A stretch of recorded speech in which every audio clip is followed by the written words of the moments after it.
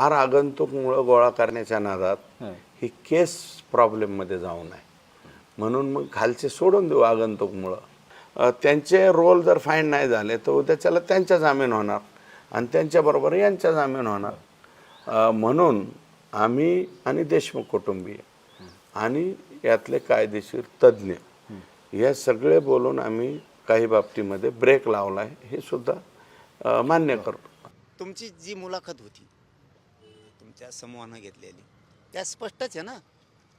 देशमुख कुटुंबियांनी ना आम्ही ठरवून काही गोष्टी थांबवल्यात या शब्दाचा अर्थ महाराष्ट्राला समजतोय का? देवेंद्र फडणवीसांनी काय गेम केला आहे का काय शंका येते ना. मला ते ऐकायला लागेल आधी पूर्ण. मी ऐकली पण ते लक्षात मी चांगलं घेणार आहे तो विषय नेमका काय त्याचा अर्थ काय होतोय आणि ते जर त्यांनी ही गोष्ट मान्य केली तर ही खूप गंभीर विषय आहे.